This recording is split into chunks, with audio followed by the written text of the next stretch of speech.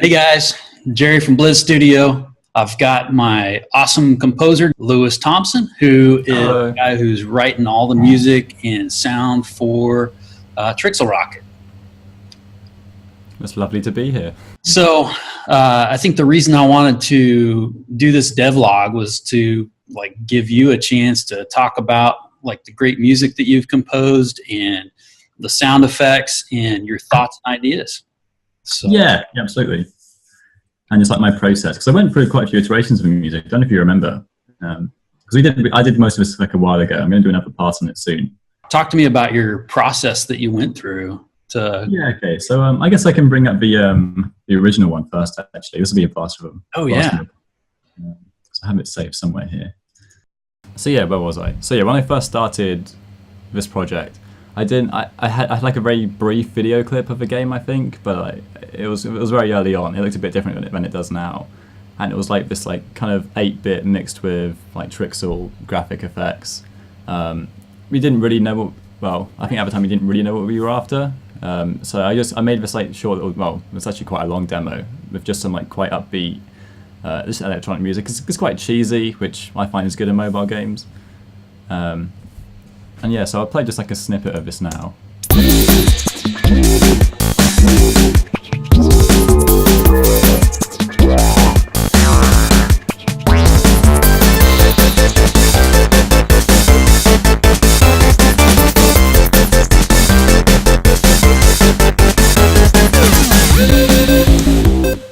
Yeah, so it's quite intense, really. I guess the intro is kind of more of an intense part. I think there's an even cheesier part about here.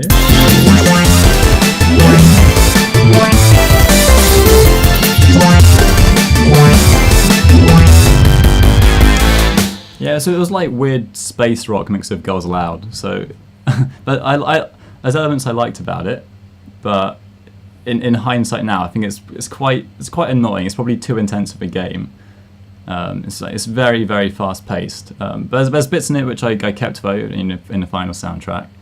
Yeah, because my thoughts, I wanted it to be upbeat and fast, because with mobile games, the attention span of players is so low. If they pick it up and they're not hooked in 20 seconds, so I just put it down and never play it again. So I wanted it to be I wanted it to really grab you at the start, fast beats, upbeat, big bass sounds. It's quite riff and melodic bass as well, but most of my stuff I write is. But yeah, then we had the conversation. You heard it, and you're like, "Yeah, it's good, but do it again." And so yeah, then we decided on more of a synthwave genre type, which suits more of the aesthetic as the game became. At the time, it was kind of a weird retro fusion thing, but now it's become really heavily 80s inspired, and so this wouldn't really fit that new kind of genre. A few big things I did though, which design choices, I guess, which made it into the next one as well, which quite a lot of electronic music is it's in what we call quadruplet time, and so if you count the music, it will go 1 2 3 4 1 2 3 4 1 2 3 4, and so it'll be 4 beats in a bar and 4 sub beats in a beat, and yeah, it's basically all music has 4. I didn't go for that. I went with 3. For a couple reasons. The main one, I'll ashamedly admit, that it's because Trixel Rocket everything is triangles, so I wanted it to be to 3 instead of to 4. So it's the actual core foundation of the music is based around 3s rather than 4s, like you've done with the art style, in that's all based around triangles rather than pixels, rectangles and squares. So I thought that was a neat little thing, but if it didn't sound good, I wouldn't have done it. But then I felt because it was in 1 2 3 1 2 3 1 2 3 1 2 3, it made it sound quite bouncy, if that makes sense. Because do do do do do do do do do was the kind of backbone, and I really liked how that sounded, because it sounded fun, and it maybe not so much spacey, but it made it sound like you were just bouncing along. It was quite exciting. It was, again, fun is the main word, and for a mobile game, you want it to be fun, especially because Trixel Rocket is so difficult. It is a hard game. I think when I played one of the early versions, I couldn't get past 10 seconds. So if the music was really intense and scary and serious, I would just be right, I can't deal with this. I'm not good enough. So I think when you started sending music, for me, that kind of then went back into the game and kind of started to influence me, you know, in my design choices as well. It was back and forth, which I think was awesome, because you can have great graphics and bad sound, or great sound and bad graphics. So you've got to have, they got to go hand in hand. Yeah, I 100% agree. And I think because, with our kind of first early drafts and what I was first working to when I did that original track, it was like a mashup of like kind of classic retro arcade style games and like this new kind of triangle based Trixel system. And it was like a fusion of two things. However, I think then, since I did this entirely synthwave soundtrack, that kind of embraced the fact that we were going down the 80s synthwave side more, and like the whole like 80s, you know, genre of a text. And I'm guessing, I think that like kind of encouraged you then to scrap some more of the retro stuff and stick to the synthwave things, which I think works quite well actually. I think like the main like UI and stuff looks really great now. I liked it before, but I really like it now. But yeah, so this is the second version I came up with for like the main level, and so it keeps like the same chord progression. It keeps the beats of 3, which I think was pretty important. But yeah, it's a bit more serious, but it's also still fun when it gets to some of the later parts. I'll play it for you now.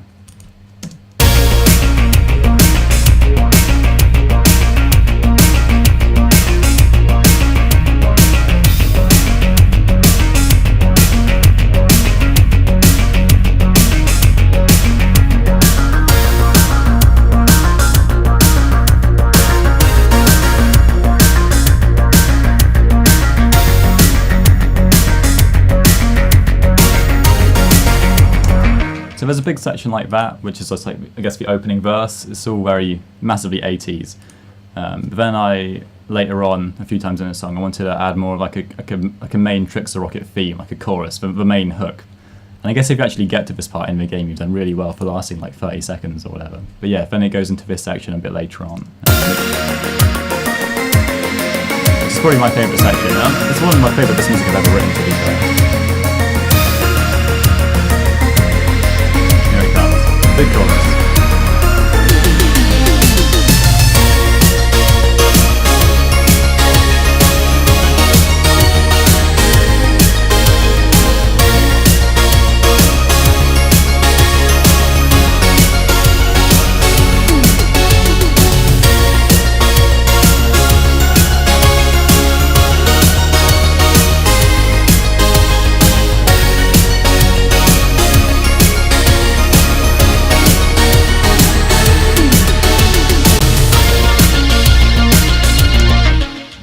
Guitar solo, it's just fun all over.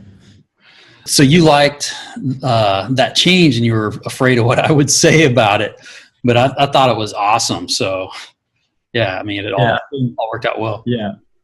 Now I've heard it so much, I cannot live without it. But at the time I was like, oh, it's like so cheesy pop.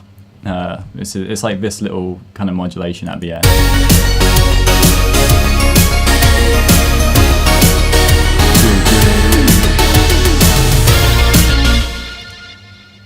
And yeah, I went back and forth on that, like making it less cheesy 80s pop. But then in the end, I stuck with it because I love it. I think it sounds great, in my opinion.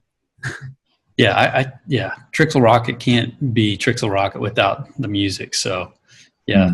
So let me ask you, one of the things that you had mentioned to me when we were originally starting to talk about the music was like how different the music would be for mobile than it would be for like computer speakers or absolutely. That I had never thought about anything like that. So tell me your thoughts there. Yeah, so the idea behind it is that in my studio here, I work on 2 massive like Yamaha speakers. They sound great, they're amazing, but the people that play this game aren't going to be playing it on these massive Yamaha speakers. Like I have loads of like detail in bass, like it's a really flat frequency response is what we call it. So like basically like bass frequencies, treble frequencies, mid frequencies, they all come through the same amount.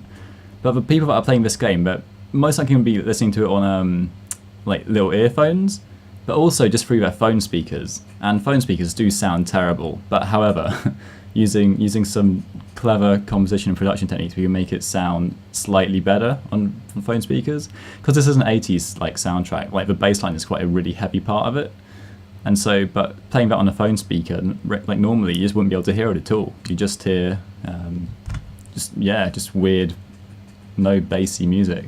And you still can't hear bass on the phone speakers with this, but like the way I wrote it was in a way that you can still hear the chord progressions, you can still get the same like feelings out of it, even though you're not hearing like the full thing. So let me just quickly go through. I can show you this properly in a second. So basically this here on my screen is a software called Logic Pro, which is what I use to write all the music in. But it's not what I use to produce all the music in, weirdly enough. So basically I will write all the musical parts in here and put on a few effects here and there. I think if I do this, you can see all my tracks with all these little blue rectangles, little effect units I've used, and like each vertical track is an instrument. And I've just wrote like little parts for each one. So we have like this bass part, for example. We have loads of these sequencers, which are very 80s synthwave. They all sound a bit weird. And so once I wrote all this and I was happy with it, I then basically exported it all as audio and dragged it into a different software called Pro Tools. And Pro Tools is what I use for it's called mixing and mastering the music. So here's where I like properly try to make it so it sounded good enough on phone speakers and phone headphones. If I get it up now. So again, this is all the same tracks with just more effects on them. And so here it sounds like it's the same track, but it just sounds a bit better because I've mixed it properly. A bit more compressed. So here I've just got like, this is an EQ. So basically this curve it represents like frequencies pretty much. Okay, so over here is like where like all the really bass frequencies are, like literally low rumbling sounds. In the middle is kind of the kind of frequency range is like me talking, and then like up here on the high end is like the tss, that kind of really high pitch frequency. So this curve I've got on bypass element because I don't want it in the actual track. But when I turn this on, it kind of it really roughly simulates what a phone speaker sounds like to me. So then if I play this track, it will sound really tinny, and it won't sound great, to be fair. Like there's not much bass in it. When I turn it off, if this works, yeah, this is what it actually sounds like. But I use this as reference to hear what it would sound like through a phone speaker, and it's not perfect, but it just gives me a good idea. And so yeah, basically, as the thing I was doing with the composition and the mixing was, so assuming on a phone speaker all this stuff back here is completely cut off, like this line is the volume curve basically. So any really bass frequencies will be completely cut off on a phone speaker because it just cannot play them. So I made sure that for like say chord progressions, you can hear what chords they are in like these middle frequencies where you can actually hear it, if that makes sense. So even though you can't hear the bass frequencies, you can kind of like infer what they are from the other frequencies. If I just had a bass which was like took up this much and then a lead which took up this much, you wouldn't be able to hear the bass at all. You wouldn't have no idea where you were in the song. So what about sound effects? What are you thinking about, like in terms of sound effects and how you're creating the sound effects and like how they relate to back to then the core track? Let's find a good one. So this is when you press start on the main menu. At least it's a bit like that. And so it's made out of quite a lot of different elements. Quite a lot of them are synth based because I wanted to stick with the whole 80s synthwave kind of thing. There's quite a lot of reverb on it again because that's a common characteristic in the music, like big reverbs, like Phil Collins, that kind of stuff. And so I wanted this like big wide open reverb. So it also felt spacey that way as well. And yeah, retro inspired. Let's see, so what have I actually used in here? It's cool because never heard all the individual parts that make it all up. So that's really, really cool for me to see how much goes into. Sound design is really interesting. Yeah. Really fun thing to get into, but it's also really difficult if you don't have any ideas, like where do you start? It's like this is just for pressing the start on the main menu. So it's like a little ding and an explosion so the music transitions better.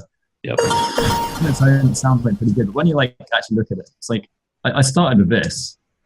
And it's like, well, how can I make that not sound as boring? My favorite part of the sound effects though is the narration, which I'm not sure. I don't know how you feel about it, but I love it. I love it too. I've got one of my friends, Sophie, her name is.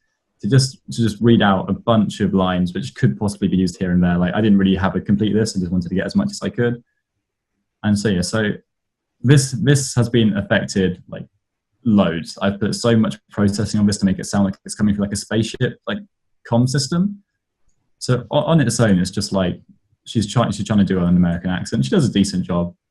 Trixel Rocket. Yeah, that's her saying Trixel Rocket. It's really simple, but yeah. So I just added like each of these little rectangles here is like another like effects unit, which does like something really small, but when it's all together, it actually sounds pretty cool, I think. So yeah, this is before. Trixel Rocket. And then when I have everything on. Trixel Rocket. Trixel. Yeah, so it makes it sound like robotic. It's a lot louder again, because loudness is a big thing in mobile games. Need it. Yeah.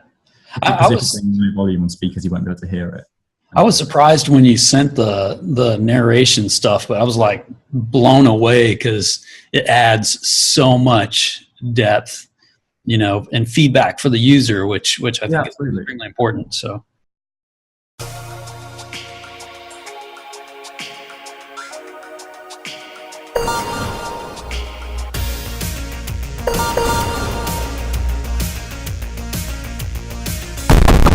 Game over.